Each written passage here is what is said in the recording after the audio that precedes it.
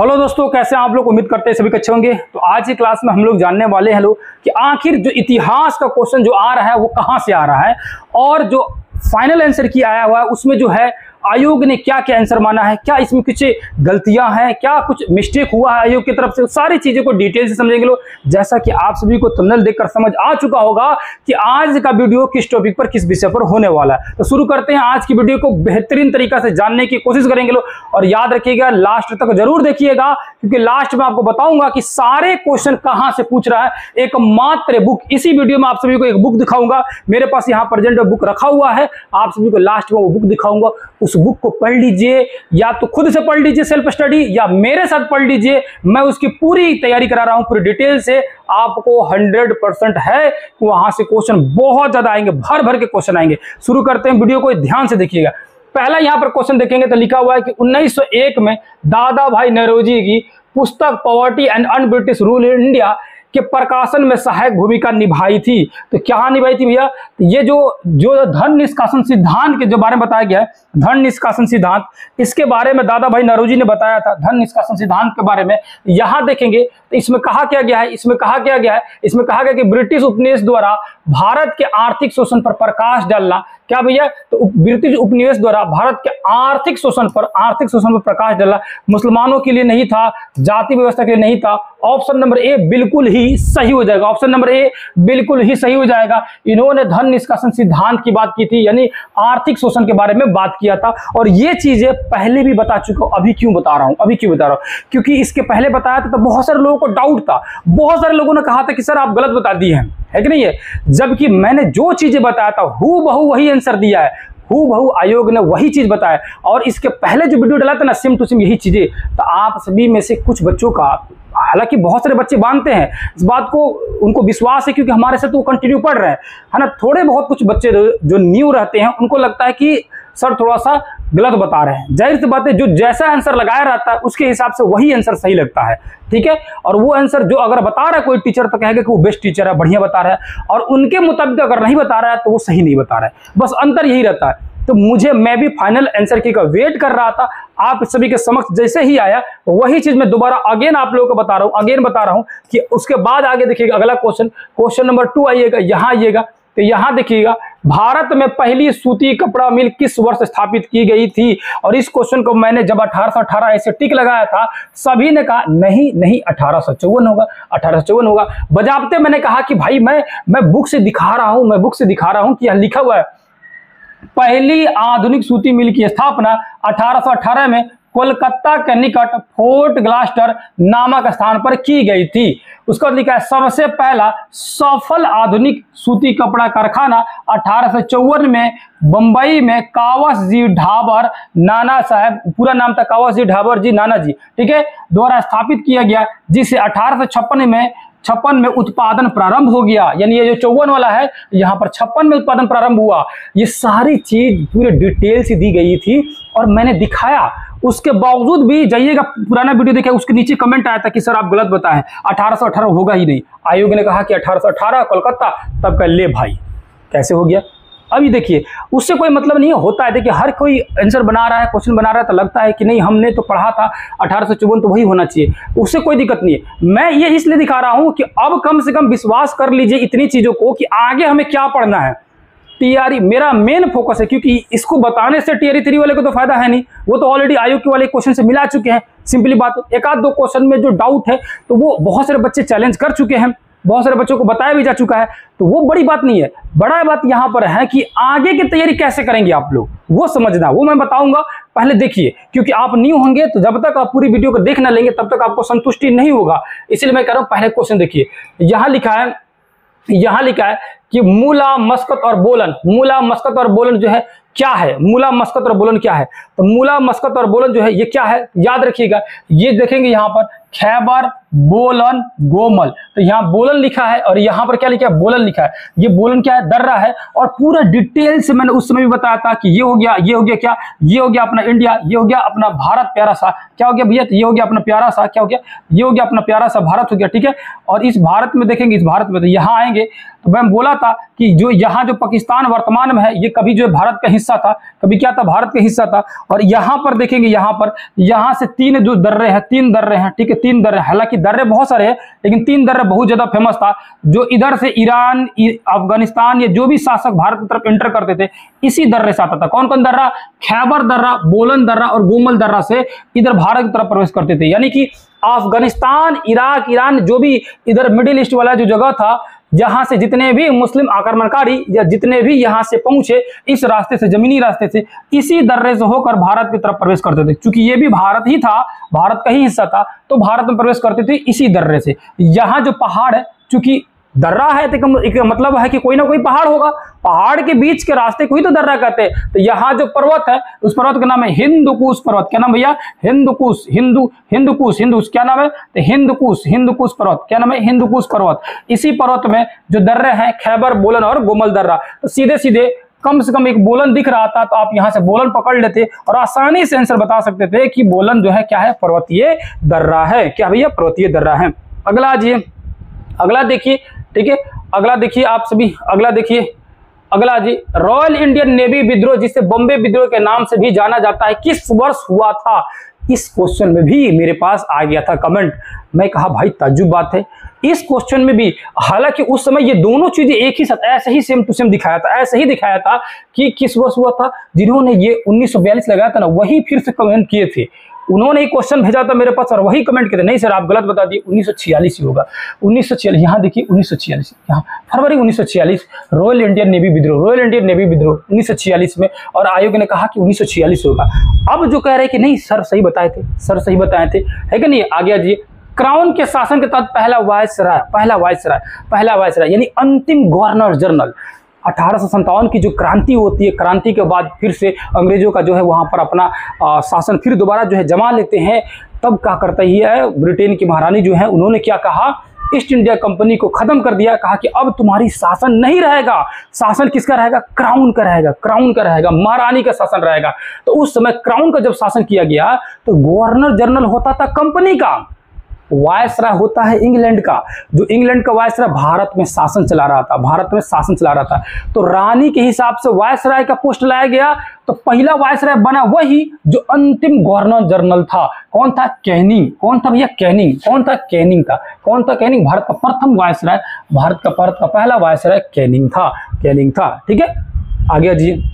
ये तो normal question है। सविनय अवज्ञा आंदोलन के दौरान महात्मा गांधी के नेतृत्व में प्रसिद्ध दांडी मार्च में लगभग कितने किलोमीटर की दूरी जो है तय की गई थी, कितना किलोमीटर का।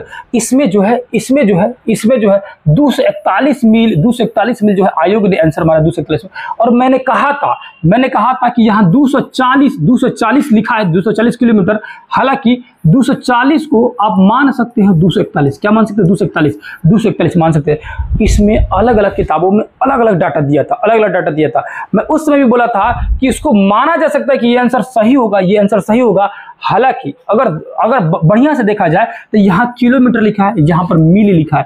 मील और किलोमीटर में अंतर होता है, बहुत अंतर होता है। एक और किताब में मैंने देखा था तो वहाँ 350 लिखा था। कहाँ लिखा था, 350 लिखा था, 350 लिखा हुआ था, 350 किलोमीटर लिखा हुआ था। कितना लिखा हुआ था, 350 किलोमीटर लिखा हुआ था। ठीक है, तो 350 किलोमीटर को जब मैंने यहाँ पर माइल में कन्वर्ट करके देखा,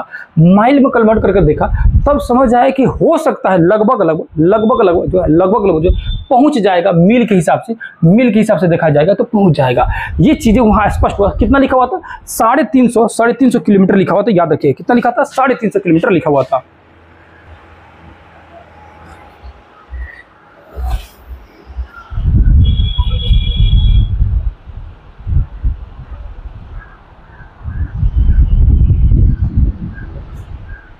तो कितना हो सकता था? तो लगभग अगर ध्यान से देखा जाएगा तो ऐसे भी आपको पता है कि वन माइल बराबर होता है 1.6 किलोमीटर, लगभग 1.6 किलोमीटर है ना। यानी 1600 मीटर की दौड़ होती है आप लोग की पुलिस की, दरोगा वगैरह के, तो एक मतलब होता है कि एक मील की क्या हो रही, दौड़ हो रही है, यानी लगभग जो है 1.6 किलोमीटर, ठीक है, 1600 मीटर, 1600 से ज्यादा होता है, ठीक है। अब इसको कन्वर्ट किया जाएगा 350 किलोमीटर को, तो लगभग जो है 218 जो है मील या 220 मील के आसपास आएगा। तो इसको भी देखा जाएगा तो ये इसके आसपास आएगा, 241 के आसपास, मतलब लगभग मान लिया जाता है। अब एग्जैक्ट कहिए कि 241 मील कहाँ लिखा है सर, कहाँ लिखा है? तो एक विशेष किताब में लिखा गया है, मैं बताऊंगा आपको, दिखाऊंगा किताबों को, वहां लिखा है 241 मील, लिखा है 241 मील, आपको मैं दिखाऊंगा। आगे जी, अगला क्वेश्चन आपको दिखाते हैं। यहाँ जी, प्रथम विश्व युद्ध के दौरान किस ब्रिटिश नीति का उद्देश्य है भारत में असहमति को दबाना और नागरिक स्वतंत्रता को कम करना है? तो ये तो कॉमन सेंस का क्वेश्चन था कि रॉलेट एक्ट क्या है भैया? तो ये क्या कर रहा था कि वो किसी तरह से भारतीय लोगों को दबा कर रखना चाहता था। क्यों? क्योंकि 1914 से 1918 के बीच में विश्व युद्ध हुआ था। क्या हुआ था? प्रथम विश्व युद्ध। और अंग्रेजों को लगने लगा था कि अगर इस तरह हम ढीलासिली करेंगे तो जितना भी मेरा उपनिवेश है, जितना भी मेरा गुलाम देश है, उस सब के तरफ मन बढ़ जाएगा और सब लोग आजादी की मांग करने लगेंगे। और हालांकि उससे पहले से ही भारत जो है आजादी की मांग कर रही थी, ठीक है, स्वतंत्रता की लड़ाई जो है लड़ी जा रही थी भारत में। तो उसने दबाव डालने के लिए 1919 में एक रॉलेट एक्ट कानून लाया अंग्रेजों ने। क्या लाया? रॉलेट एक्ट कानून लाया। अगला क्वेश्चन आते हैं, किस घटना ने राष्ट्र संघ के प्रभाव और अधिकार में गिरावट की शुरुआत की? किस घटना ने? इसमें मैंने बोला था कि इस घटना में डी हो सकता है। कैसे? है ना, एबिसिनिया पर इटालवी का आक्रमण, यानी कि एबिसिनिया पर, यहां देखेंगे लिखा हुआ है, कहां गया, यहां देखेंगे लिखा हुआ एबिसिनिया जो मुसोलिनी के आक्रमण नीति का शिकार हुआ। तो यहां देखेंगे डिटेल से, तो यहां समझ आएगा आप लोग को। चीन जापान की साम्राज्यवादी नीतियों का शिकार होता रहा, इटली एबिसिनिया को रोंदता रहा, यानी कि इटालवी एबिसिनिया को रोड़ता रहा। यहाँ अबिसिनिया लिखाएंगे, एबिसिनिया बात वही है। इटली एबिसिनिया क्या है? रोंदता रहा।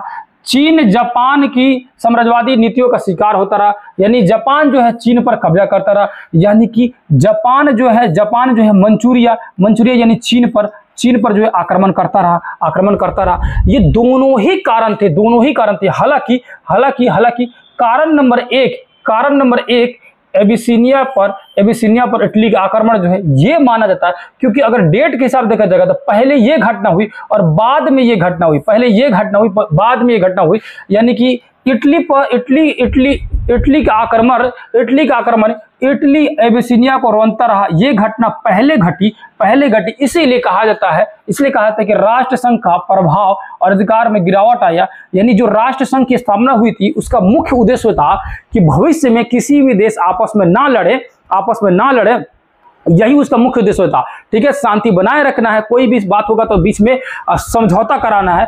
लेकिन उसका जो मेन मकसद से जो बना था राष्ट्र संघ की स्थापना, वही उसकी मकसद जो है खत्म होने लगी। कब? जब जो है इटली ने आक्रमण कर दिया एबिसिनिया पर, यानी कि उसके नियम कानून को धज्जियां उड़ा दिया। किसकी? राष्ट्र संघ की। तो यही कारण है राष्ट्र संघ की प्रभाव का, उसके पावर का गिरावट होना, उसकी वैल्यू का गिर जाना, क्योंकि उसको कौन वैल्यू ही नहीं रखा राष्ट्र संघ का। ठीक है, तो हालांकि दोनों ही होना चाहिए, लेकिन कोई एक कारण मांग रहा था, एक कारण में ये आयोग ने आंसर माना, इसलिए मैंने कहा था कि ये हो गया। हालांकि अभी भी कहा जा सकता है एक कारण कैसे मान रहा है आयोग, वो समझता है। यहां देखेंगे तो राष्ट्र संघ की स्थापना किस संधि के तहत हुआ था, और इसमें भी कमेंट आया था कि राष्ट्र संघ की स्थापना किस संधि से हुआ था। उसमें भी मैंने बोला था वर्साई की संधि से। एक और मैं क्वेश्चन आप लोगों को दिखाऊंगा खिलाफत आंदोलन वाला, उसको भी मैंने कहा था, आपने नहीं माना था। वीडियो मेरा पुराना जाकर देखिएगा, आपने नहीं माना था, वहां पर आपने कहा था कि नहीं होगा। यहां भी आपने डाउट लगाया था, यहां भी क्वेश्चन सेम टू सेम। राष्ट्र संघ की स्थापना किस संधि के परिणाम से हुआ? वर्साई की संधि। किस संधि के तहत? वर्साई की संधि राष्ट्र संघ की स्थापना हो रही है। यहां मैंने कहा था शांति संधियों, यानी कि शांति संधि मतलब क्या? वर्साई की संधि। पीछे इसी किताबों में लिखा हुआ था, इसी किताब में पीछे लिखा हुआ है। एक प्रमुख अंग राष्ट्र संघ लीग ऑफ नेशन का प्रसंविदा किया गया। पैरासिंधु जिसकी नेतृत्व अमेरिका का राष्ट्रपति वुडरो विल्सन द्वारा किया जा रहा था। पूरी कहानी मैंने पढ़ के सुनाया था। हालांकि ये तो क्वेश्चन बहुत इजी है। वर्नाक्यूलर प्रेस एक्ट लिटन द्वारा 1878 में, वर्नाक्यूलर प्रेस एक्ट 1878 में लिटन द्वारा जो है लागू किया था, जिसको रिपन ने समाप्त कर दिया। किस घटना के खिलाफ? ये वाला क्वेश्चन, ये वाला क्वेश्चन देखिएगा आपने, आप में से यहाँ ये वाले क्वेश्चन में हमको मोस्टली लोगों ने कमेंट किया था। मानने के लिए आप लोग तैयार ही नहीं थे। मानने के लिए मैंने सोचा कि भाई ना, आप लोग से डिबेट करने से अच्छा है कि सीधा सीधा वेट कीजिए कि फाइनल आंसर किया जाए, फाइनल आंसर किया जाए।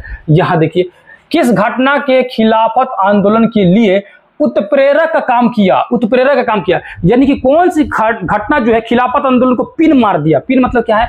ओकरे वजह से खिलाफत आंदोलन शुरू हुआ। तो किसकी वजह से? बंगाल विभाजन से खिलाफत आंदोलन शुरू हुआ? क्या आपको जलियांवाला बाग हत्याकांड से शुरू हुआ? आपने क्या कहा रहा था? जलियांवाला हत्याकांड, जलियांवाला बाग हत्याकांड, ये वाला आंसर के लिए। और ये वाला आंसर असल दर हुआ क्या था एक्चुअली में? आप लोग की दिक्कत नहीं है। दिक्कत क्या था? बहुत सारे बड़े बड़े चैनलों पर ये वाला आंसर बता दिया गया था, ये वाला आंसर बता दिया गया था, और अभी भी बताया जा रहा है। हद ये है कि अभी भी इसका आंसर बताया जा रहा है, यही वाला आंसर बताया जा रहा है। ठीक है, उसमें भी मैंने बोला था कि नहीं, ये आंसर नहीं होगा। एक बार आप लोग थोड़ा सा ध्यान से समझने की कोशिश कीजिए। ठीक है, मैं ही गलत बोल रहा हूँ, कोई दिक्कत नहीं है।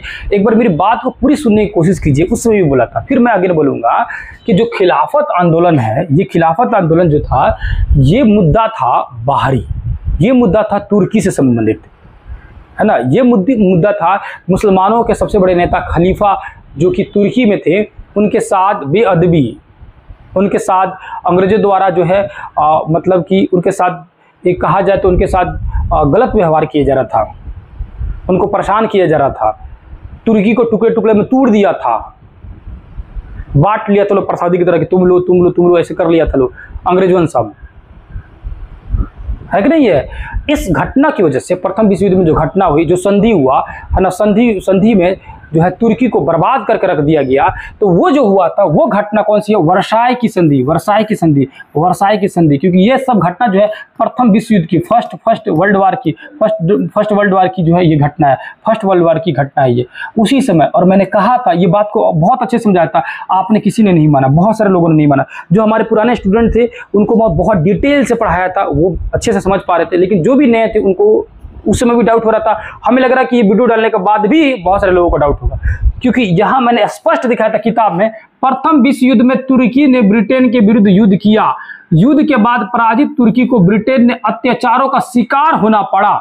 1900 उसके जस्ट बाद 1919 से मोहम्मद अली और शौकत अली, दो अली बंधुओं के नाम से प्रसिद्ध थे, और अब्दुल कलाम के नेतृत्व में आंदोलन चलाया गया। इस आंदोलन को चलाने के लिए जो खिलाफत कमेटी बनी थी, उसे गांधी जी भी शामिल हो गए।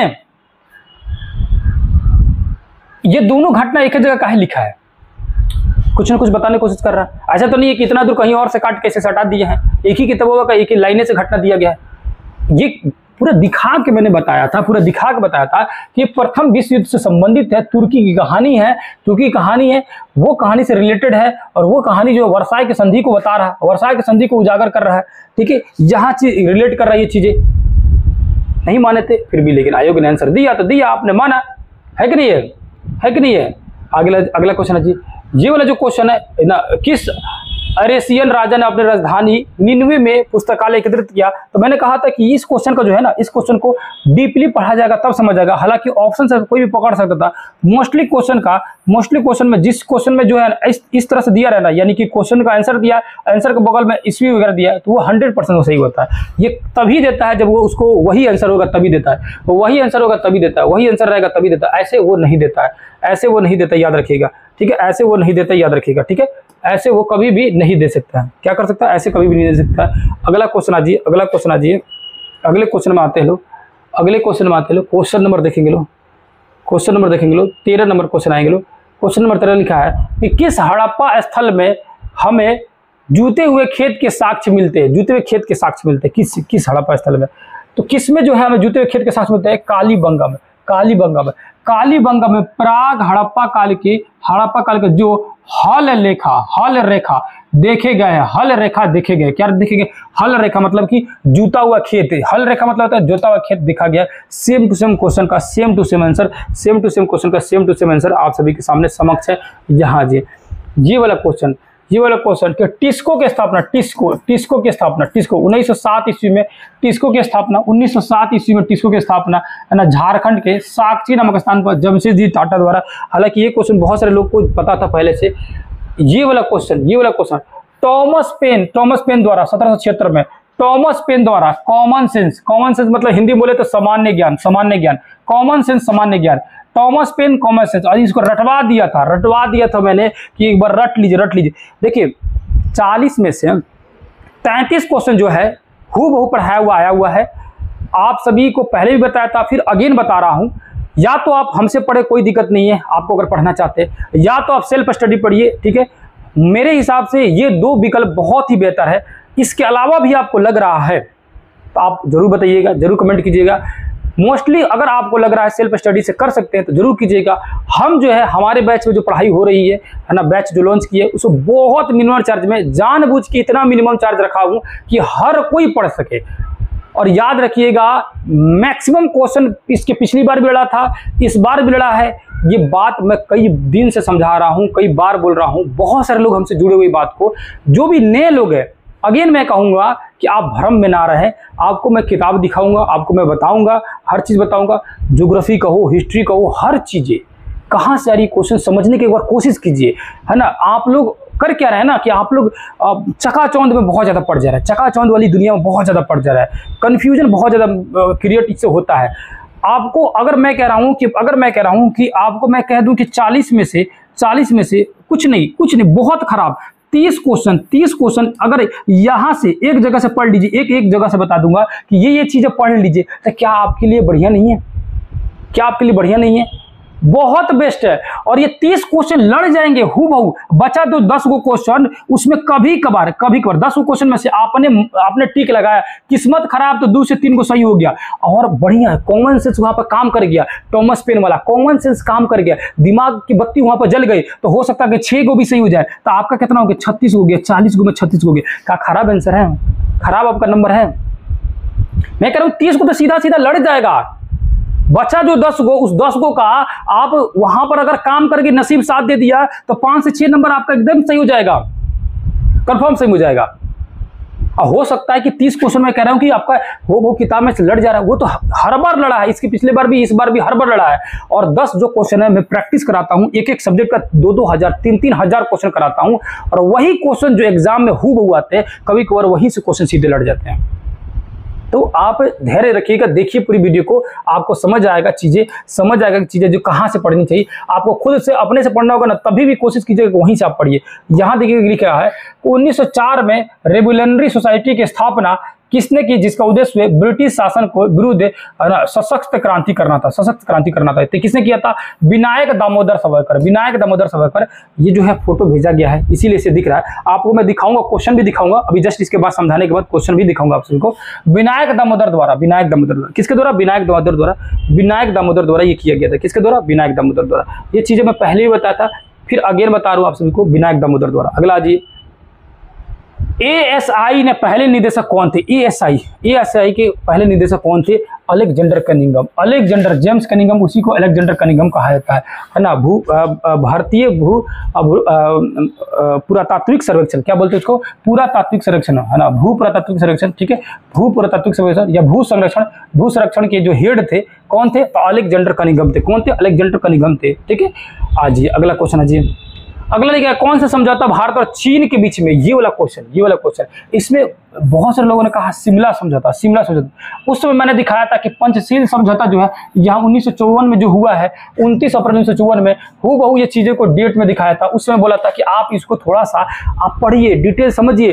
क्वेश्चन आ रहे हैं वहीं से आ रहे हैं जहां से पढ़ाया जा रहा है, वहीं से आ रहा है जहां सेलेक्टिव चीजें हैं। बहुत चकाचौंध वाली दुनिया से थोड़ा सा बच कर रहिए, है ना, थोड़ा सा बच करिए। आप सेलेक्टिव चीजें पढ़िए, है ना, दुनिया भर की चीजों के चक्कर में कम पढ़िए, आपको 100% नंबर आएंगे। 1917 की क्रांति के दौरान बोल्शेविक का नारा क्या था? तो शांति भूमि रोटी,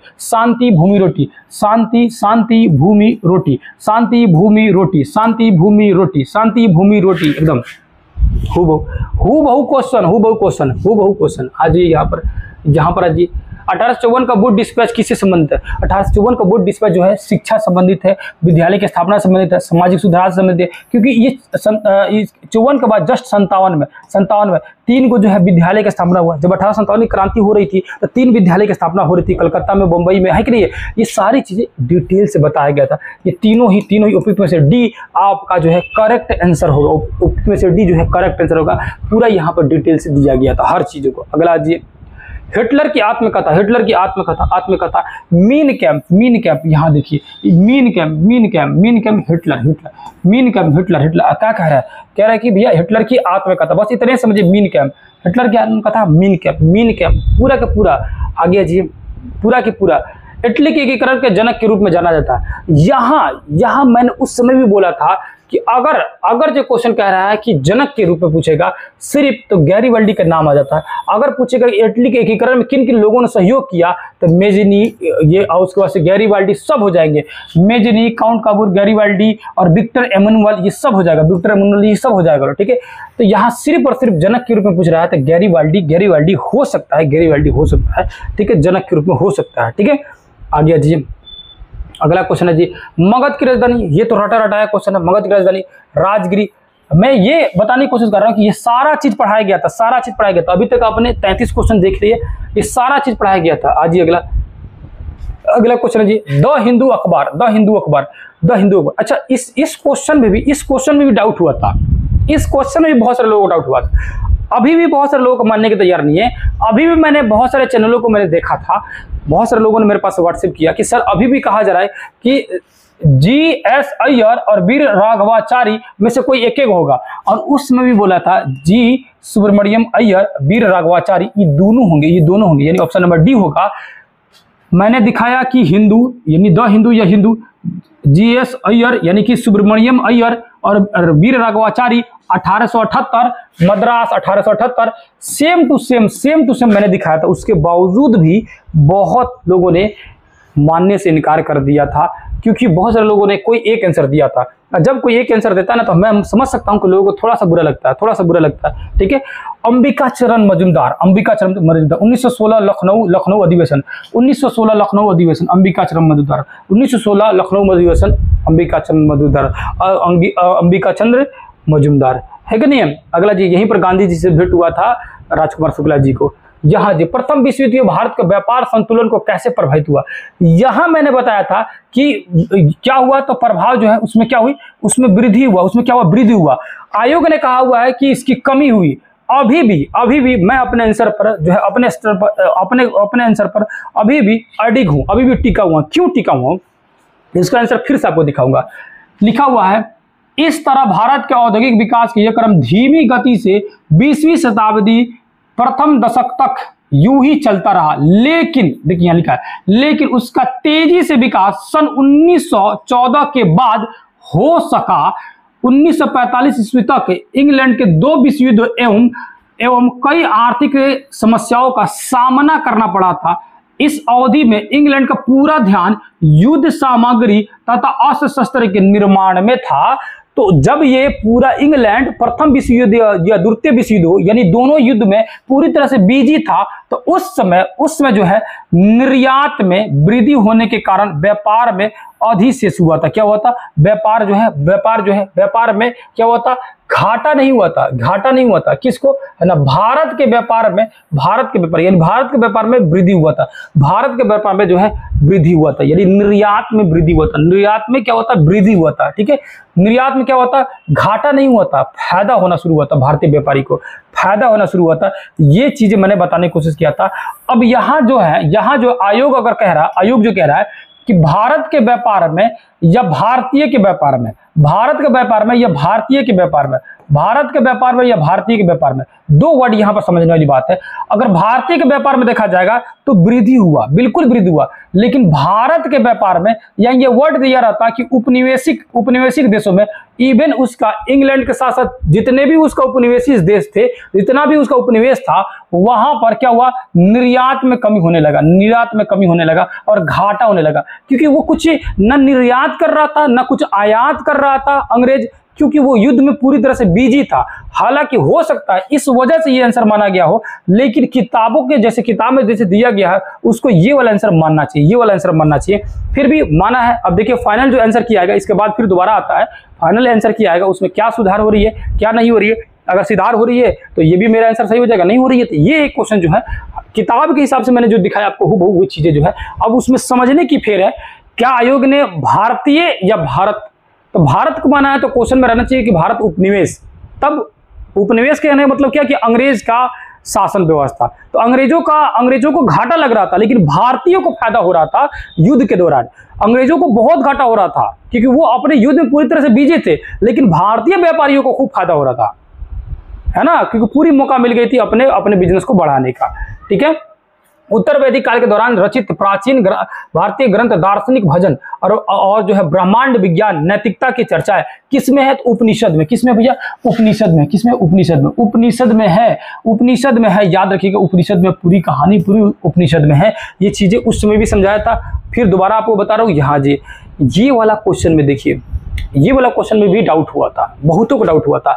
इस क्वेश्चन में बजाबते मैंने लिख कर बताया था कि 1942 में जर्मनी की सेना स्टालिनग्राड में घुस जाती है, प्रवेश कर जाती है, और स्टालिनग्राड जो है रूस का जगह, कहाँ है, रूस का जगह है। तो जर्मनी और रूस यानी जर्मनी और सोवियत संघ, इन दोनों के बीच में ये जो है लड़ाई होती है स्टालिनग्राड का। ठीक है, सिंपल था, खाली वर्ड से इसका आंसर पकड़ लेना था, वर्ड से सिर्फ आंसर इसका पढ़ लेना था। ठीक है, अगला जी यहाँ खत्म हो गया, कंप्लीट हो गया। अब ये यहाँ देखेंगे तो 40 क्वेश्चन में कुछ क्वेश्चन को मैंने छोड़ के बताया, कुछ क्वेश्चन को छोड़ के बताया। लगभग मैंने 31 क्वेश्चन बताया था, 31 क्वेश्चन मैंने बताया था जो क्वेश्चन के आंसर जो है इस तरह से किताबों से आया था। अब आपको जो आयोग जो आंसर बताया है उसको मैं दिखा दे रहा हूं आप सभी को, आपको मैं दिखा दे रहा हूं कि आयोग ने आंसर क्या क्या माना है। यहाँ जी आयोग ने क्या क्या आंसर माना मैं आपको दिखा देता हूँ, हूबहू आपको दिखा देता हूँ कि आयोग ने आंसर क्या माना है, उसको मैं दिखा देता हूँ एक बार आप सभी को दिखा देता हूँ ताकि आप सभी को भी दिख जाए, यहाँ जी ये आयोग ने आंसर माना है। यहाँ जी ये क्या किया, आयोग ने आंसर माना है, याद रखिएगा। यहाँ पर देखिए क्या किया, आयोग ने आंसर माना है। यहाँ मैंने ये क्वेश्चन को मैंने समझाया था, ये क्वेश्चन को बताया था, मैंने कहा था कि जो है गदर आंदोलन जो है लाला हरदयाल से संबंधित है, लाला लाजपत राय नहीं संबंधित है, भगत सिंह संबंधित नहीं है, लेकिन करतार सिंह जो है उसके सदस्यों में से थे। और ये चीजें कब समझ आती थी, बहुत डिटेल से पढ़ा गया था, तब समझ आती। उसी तरह उसके बाद ये दूसरा क्वेश्चन आपको दिखा दिया मैंने। ये वाला क्वेश्चन जो है मीमांसा वैशेषिक हर कोई अलग अलग बताता, ये न्याय होगा। और ये जो अभी किताब आपको दिखाऊंगा, बुक में अभी दिखाऊंगा आप लोग को, उसी बुक में से दिया था न्याय के बारे में, उसी बुक में से दिया था हूबहू ये क्वेश्चन जो है आपको मैं दिखा रहा हूँ। हूबहू यही क्वेश्चन दिया था, सेम टू सेम यही क्वेश्चन दिया था। न्याय के बारे में जो दिया गया हूबहू यही क्वेश्चन दिया गया था, है ना, हूबहू ये क्वेश्चन दिया था। मैं उसको ढूंढ के आपको दिखा दूंगा हूबहू, क्योंकि मैंने ये फोटो भेजा भी था, है ना। अभी ध्यान से उतर गया, शायद इसको रखना चाहिए था ताकि आप देख सकते। आप इस बुक में ढूंढिएगा, आपको मिल जाएगा, और कोशिश कीजिएगा ये बुक मिल जाए तो ले लीजिएगा, नहीं मिलेगा तो इसका भी मैं व्यवस्था रखा हूँ। ये बुक आपको मैं अवेलेबल करा रहा हूँ, कहाँ अवेलेबल कराऊंगा अभी जस्ट बताऊंगा। ये जो बुक है जहां से सारे क्वेश्चन लड़ रहे हैं, 30+ क्वेश्चन लड़ रहे हैं, वो उस बुक को मैं आप सभी के लिए अवेलेबल करा रहा हूँ, वो बुक मिल जाएगा। और ये हिस्ट्री का छोड़िए, ज्योग्राफी का है ना, ज्योग्राफी का मैंने 40 में से 34 क्वेश्चन एक ही किताब में से दिखाया था, एक ही किताब में से। इस तरह से मैं आप सभी के लेके आ रहा हूं जो चीजें आपको, और मैं हर चीज अवेलेबल करा रहा हूं। नहीं मिलेगा हमसे संपर्क कीजिए, आपको मिलेगा। ठीक है, यहाँ जी ठीक है, यहाँ जी ये वाला चीज आपको समझा दिया है ना, ये वाला भी समझा दिया कि देखकर ये आंसर इसका समझ आ जाना चाहिए था। जहां पर देखेंगे तो ये वियतनाम का राष्ट्रवादी इतिहास 1930 में येन बाई विद्रोह का क्या महत्व है। और उस समय मैंने बोला था कि येन बाई वाला विद्रोह का समझ तब आएगा जब कहानी को डिटेल से पढ़े रहेंगे, तब जाके समझ आएगा। कहानी नहीं पढ़े रहेंगे नहीं समझ आएगा। अगला जी यहाँ देखिए, ये वाला समझ गया आप लोग। यहाँ निर्यात में कमी मानी, अभी जस्ट मैंने बताया आप सभी को। यहाँ जर्मनी और सोवियत संघ मैंने दिखा दिया। ये वाला स्टालिनग्राड वाला, ये वाला जो क्वेश्चन है, ये हिंदी में देखेंगे तो ईसा पूर्व लिखा है, ध्यान से देखिएगा, हिंदी में ईसा पूर्व लिखा है। 11 नंबर क्वेश्चन यहाँ जी 11 नंबर क्वेश्चन। और इंग्लिश में क्या लिखा है, इंग्लिश में लिखा है सेंचुरी सी यानी ईस्वी लिखा है, इंग्लिश में लिखा है ईस्वी, और हिंदी में लिखा है क्या लिखा भैया, हिंदी में लिखा है क्या लिखा है, हिंदी में लिखा है क्या, हिंदी में लिखा है ईसा पूर्व।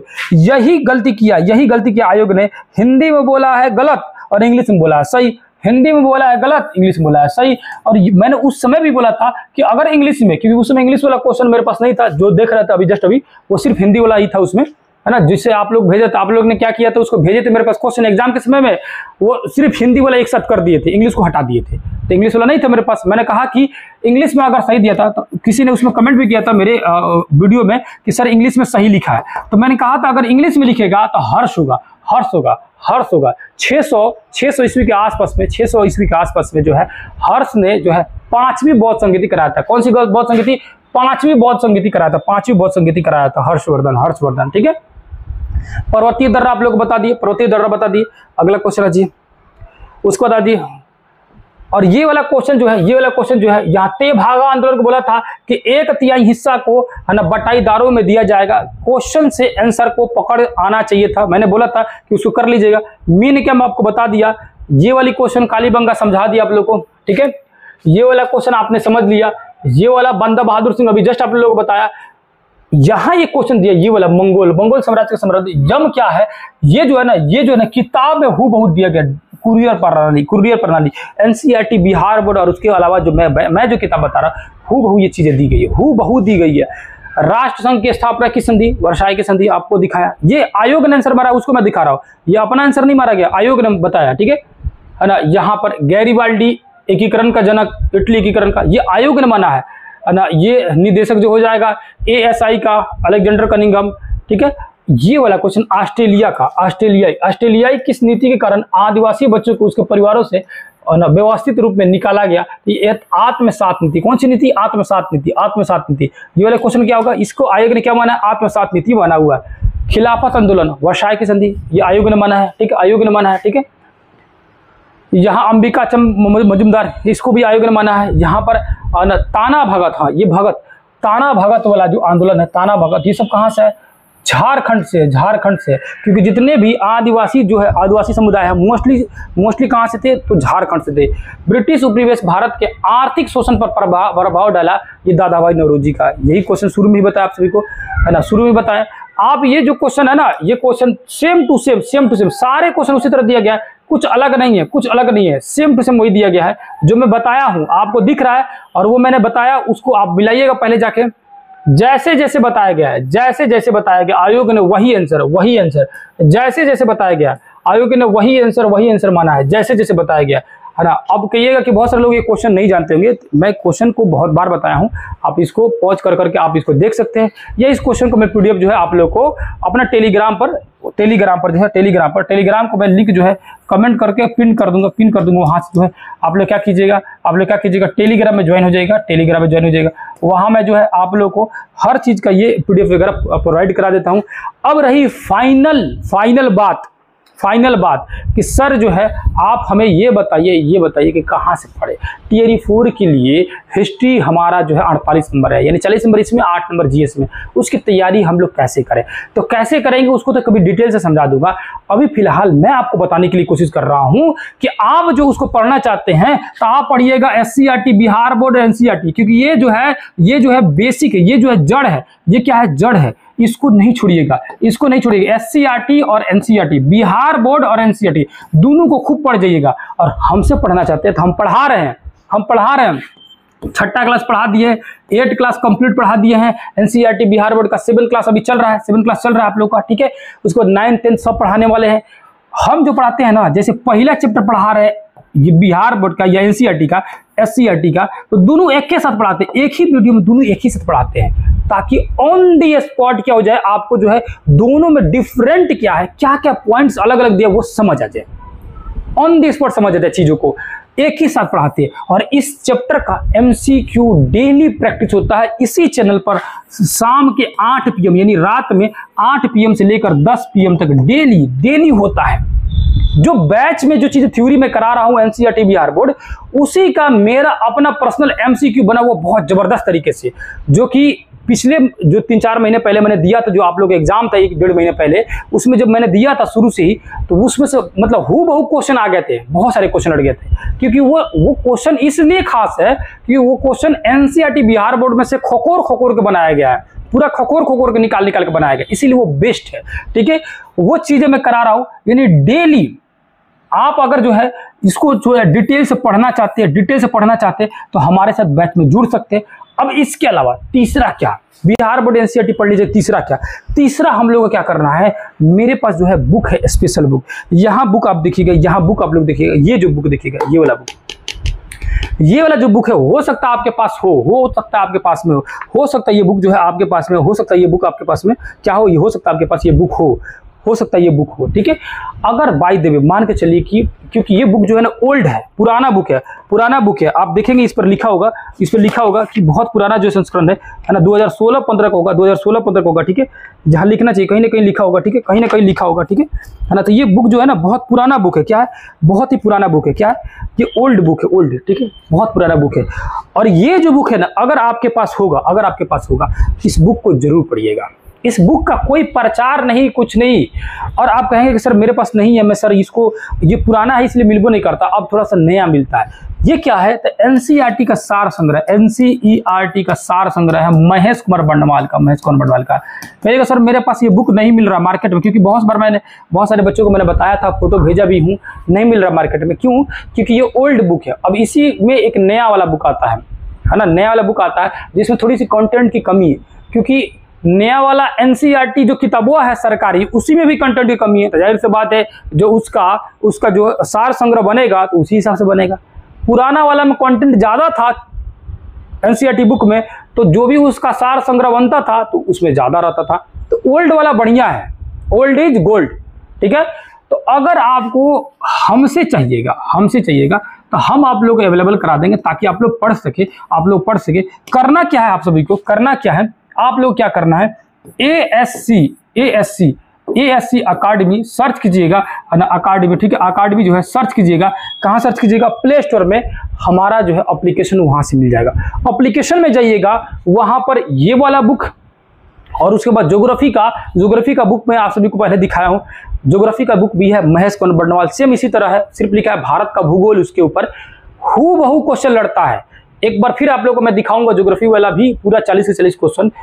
इतिहास से ज्यादा क्वेश्चन ज्योग्राफी का लड़ जाता है। उसे ज्वाइन करना होगा, बैच लेना होगा। तो 5 सितंबर को भारी ऑफर आ रहा है, क्योंकि शिक्षक दिवस के दिन आप सभी शिक्षकों के लिए, आने वाले भविष्य के आप लोग शिक्षक है, और ऊपर वाली से यही दुआ तमन्ना रहेगी कि सब कोई बने, उसमें सब कोई शिक्षा में ज्वाइनिंग हो।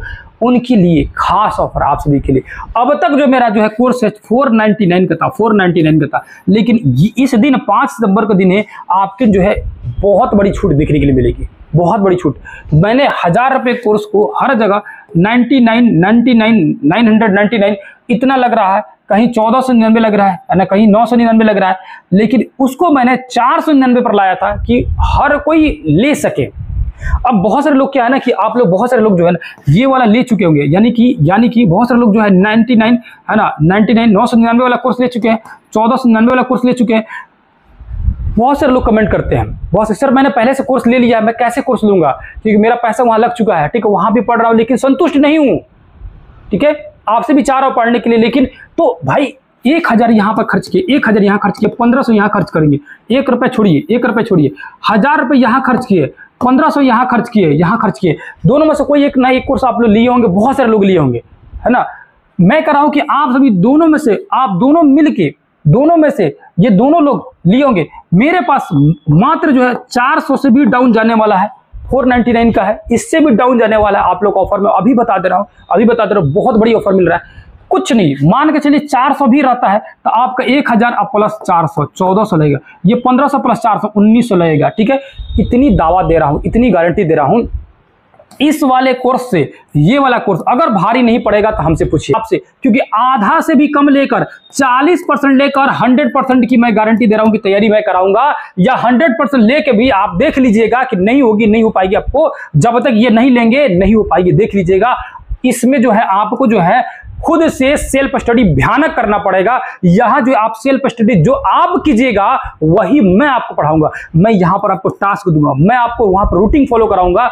मैं आपको जो है जो चीजें एग्जाम में हूबहू आ रही है, जो इतना पढ़ना, इतने के चक्कर में मैं नहीं पढ़ने दूंगा आप लोगों को कि इतना पढ़ लीजिए और बहुत ज्यादा पढ़ लीजिए कि ढेर कंफ्यूजन हो जाए। मैं आप लोगों को इतना पढ़ाऊंगा और इतने ही को बार बार आप लोगों को रिवीजन कराऊंगा, इतनी बार क्वेश्चन प्रैक्टिस, इतनी बार रिवीजन कराऊंगा कि ये जो है ना कोर्स इस पे और इस पे भारी नहीं पड़ेगा। तो फिर हमसे दोबारा बोलिएगा।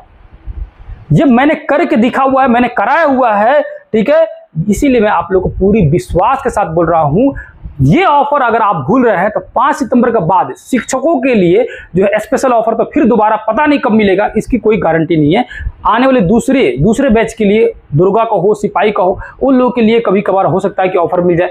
लेकिन 400 जो मैं ले रहा हूं उसमें आप लोग को इतिहास, भूगोल, नागरिक, है ना, उसके बाद आप लोग का जीएस प्लस आर्ट्स, यानी कि GS plus arts, GS 40 number का और आर्ट्स जो है आप लोग का 80 नंबर का, ये टोटल मिला के 120। ये पूरी तैयारी मैं कराने की बात कर रहा हूं, आधा अधूरा कुछ नहीं। और सबसे बड़ी बात पता है क्या है, इसकी तैयारी के साथ साथ आपको मैं इसमें 5000 से ज्यादा एमसीक्यू क्वेश्चन दूंगा। वो क्वेश्चन जहां से हूबहू एग्जाम में आए थे, सीधे डायरेक्ट आए थे, वो क्वेश्चन आप लोग को देने वाला हूं। उसके अलावा जो है नोट्स आपको प्रोवाइड कराने वाला हूं। कौन सा नोट्स? एनसीईआरटी बिहार बोर्ड का नोट्स। उसके अलावा जो जितना भी मैं किताबें बता रहा हूं आप लोग के स्पेशल बुक्स जो है उस सारे बुक को उसमें अपलोड कर चुका हूं। कुछ किताबें धीरे धीरे अपलोड हो रही है। और ये सारी चीजें जो मैं कह रहा हूं ना, ये हो रहा है।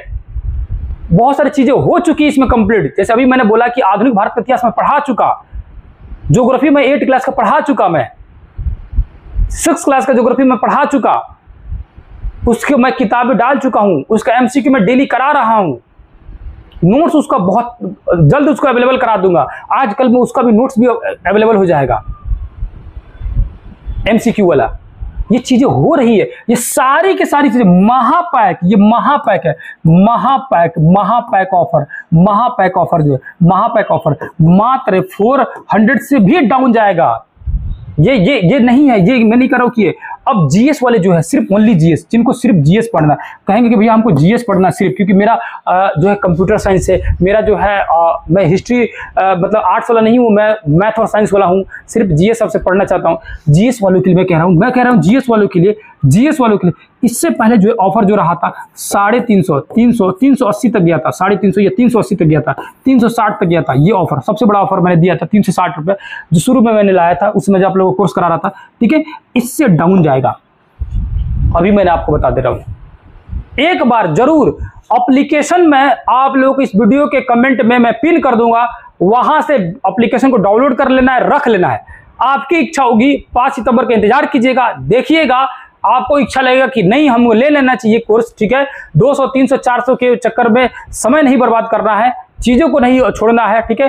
अब जो है 1000, 1500 कहीं भी लगाए हुए हैं, आपको लग रहा है कि हाँ 1000 में जो जहां लगाए हैं, 1500 जहां लगाए हैं, वहां पर 300, 400 और जाए, तो आप एक बार विश्वास करके पैसा लगाइएगा, परचेज कीजिएगा, कोर्स लीजिएगा। आपको पूरी गारंटी दे रहा हूं कि इतनी बेहतरीन पढ़ाई दिखने के लिए मिलेगी, इतना बेहतरीन आप लोग को नॉलेज वहां बढ़ेगा।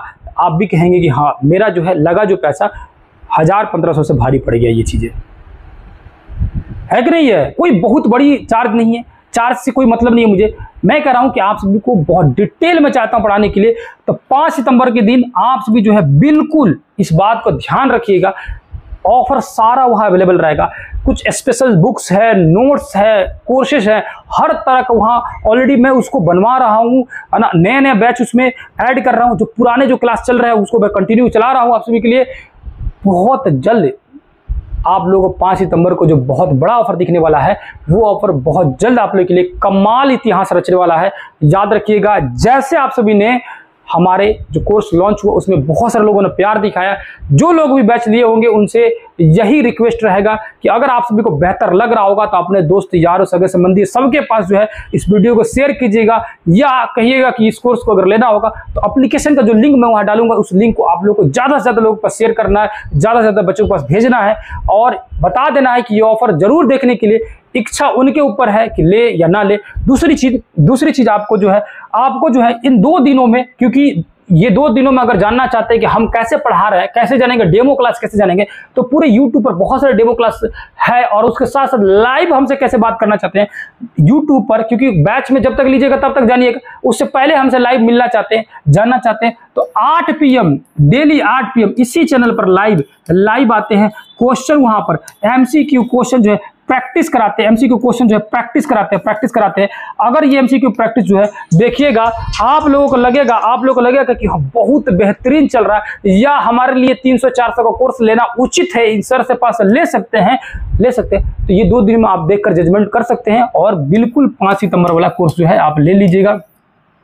ये याद रखिएगा, 5 सितंबर वाला कोर्स ले लीजिएगा, क्योंकि फिर दोबारा, क्योंकि जब भी मैं ऑफर लाता हूं, ऑफर के बाद बहुत सारे लोगों को कॉल आता है कि सर उसके बाद जो है आप बोलते हैं कि सर ऑफर खत्म हो गया, सर एक बार और ऑफर दे दीजिए। तो ये ऑफर शिक्षकों के लिए मैं खास बता रहा हूँ, ये ऑफर दोबारा नहीं मिलेगा।